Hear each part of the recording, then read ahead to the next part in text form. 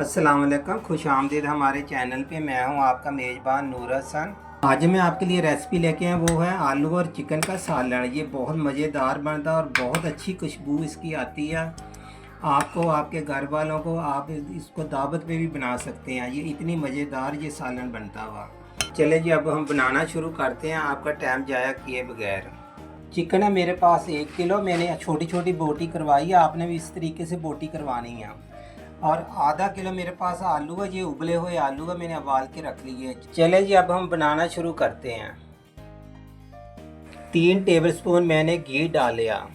अब 3 प्याज full size के मैं इसके अंदर शामिल कर रहा हूँ। इसी के साथ मैंने लहसुन छील के जो रखा हुआ साबुत, ये देखिए लहसुन मैंने ताज़ा छील, ये भी डाल रहा हूँ। ये 1 टेबलस्पून बन रहा। इसे हमने करना हल्का सा फ्राई, हल्का सा ब्राउन करना माँ। जैसे कि मैं बता रहा हूँ, ये रमज़ान शरीफ के महीना आ रहा है अल्हम्दुलिल्लाह। आगे सब जितनी भी अब मैं आपके लिए खाने बनाऊँगा जो रमज़ान शरीफ के महीने के मुताबिक बनाएंगे, जितनी भी रेसिपी होगी हमारी। ये जो सालन आपके लिए बना रहा हूँ, ये भी बहुत मज़ेदार सालन बनता हुआ। आपने चावलों के साथ, सादे चावलों के साथ, तड़के वाले चावलों के साथ ये सालन ज़रूर बनाना, और रोटी के साथ भी ये बहुत मज़ेदार लगता है। सिंपल सा सालन माशाल्लाह बनेगा बहुत मज़ेदार। 5-6 मिनट मैंने इसको फ्राई किया हुआ। इससे ज़्यादा आपने फ्राई नहीं करना, इसको जलाना नहीं है, वरना बहुत बुरी स्मेल आएगी इस जले हुए प्याज की सालन में से। आपने इतने ही फ्राई करना। सबसे पहले आपने दही शामिल कर देना जग के अंदर। ये 1 पाव वजन है दही का, 1 पाव तकरीबन 1 कप बनता हुआ चाय वाला, ये शामिल कर दिया। आपने डायरेक्ट कभी भी प्याज गर्म चीज़ कोई भी डायरेक्ट नहीं डालनी, चाहे पानी शामिल कर लिया करे, चाहे दही डाल लिया करे। ये देखें इस तरीके से, कभी भी जग नहीं टूटेगा, ख़राब नहीं होता जग। आपने इस तरीके से निकाल लेना तमाम का तमाम प्याज और लहसुन। जिस घी के अंदर मैंने प्याज को ब्राउन किया ना, मसाला ब्राउन करके निकाल लिया हुआ, उसी के अंदर ये देखिए मैं आधा टीस्पून नमक शामिल कर रहा हूँ। आधा टीस्पून इसलिए नमक शामिल किया, जब हम चिकन डालेंगे तो नीचे नहीं लगेगा। 1 किलो मैं चिकन शामिल कर रहा हूँ। मैं चिकन हमेशा हड्डी वाला लेता हूँ और कोशिश करता हूँ मैं लेग पीस लेने की, थाई और लेग पीस। इसका जायका बहुत अच्छा आता हुआ, बहुत मज़ेदार ये सालन बनता हुआ। आप भी लेग पीस, थाई पीस का ज़्यादा इस्तेमाल किया करें। इसको आपने अच्छे तरीके से फ्राई करना, कम से कम 5-6 मिनट आपको इसको फ्राई करना। ये देखें मैंने इसके अंदर घी इतना ज़्यादा इस्तेमाल नहीं किया। इसी में आपने प्याज फ्राई कर लेना, उसी के अंदर चिकन को अच्छे तरीके से फ्राई करना, तो चिकन की स्मेल ख़त्म हो जाए। मैंने 5-6 मिनट इसको अच्छे तरीके से फ्राई किया, भून लिया हुआ। आपने भी अच्छे तरीके से भूनेंगे तो स्मेल कभी भी नहीं इस सालन में ऐसे आएगी। अब मैं थोड़ा सा शामिल करूँगा इसके अंदर पानी।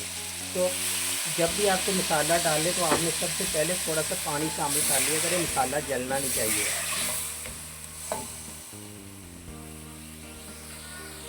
अब मैं शामिल कर रहा हूँ 2 टेबलस्पून इसके अंदर कौरमा मसाला।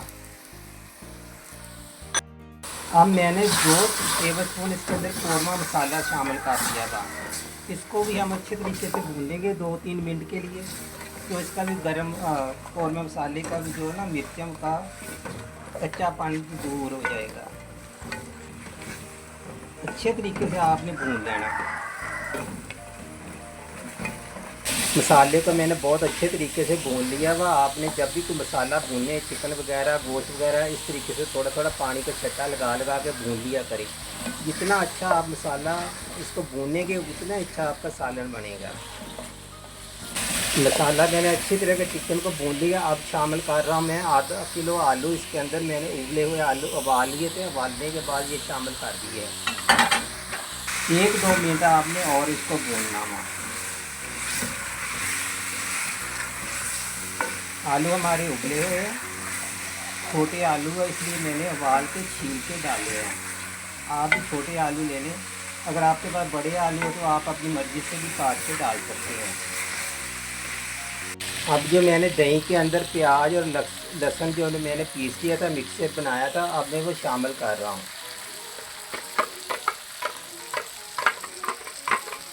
एक 2-3 मिनट मैं इसको भूनूंगा और इसके अंदर जग के अंदर थोड़ा सा पानी डालूंगा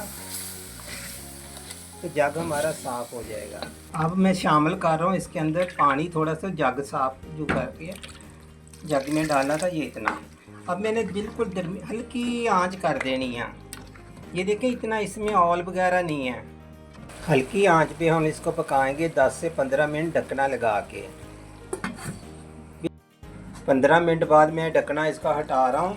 अच्छा, बीच में भी मैंने एक दफ़ा चेक किया था कि नीचे लग तो नहीं रहा। आप भी चेक करते रहा करें कि नीचे लग तो नहीं रहा। अब मैं चेक करके दिखाता हूँ आपको चिकन हमारा किस तरह अच्छे तरीके से गल गया हुआ। बिस्मिल्लाहिर्रहमानिर्रहीम। ये देखिए बहुत अच्छे तरीके से गल गया। आपको पता है गर्म है चिकन, तो जितना आप पकाएंगे उतना ही ये सख्त होता जा रहा होता है। तो चले जी, अब हम चूल्हा बंद करते हैं। तकरीबन सिर्फ 25 मिनट में हमारा सालन तैयार हो गया हुआ। इसमें आपने पानी ज़्यादा नहीं डालना। ये देखो दही ने पानी छोड़ा था। इसकी ग्रेवी देखें माशाल्लाह कितनी अच्छी ग्रेवी। आपने इसी तरीके की ग्रेवी रखनी है, गाढ़ी गाढ़े, इसका शोरबा नहीं रखना। जैसे कि मैंने बताया कि आप सादे चावलों के साथ ये सालन इस्तेमाल करना, बहुत मज़ेदार आपके चावल लगेंगे, बहुत मज़ा आ जाएगा आपको। रोटी के साथ भी खाएंगे, दोनों तरीके से बहुत बेहतर है।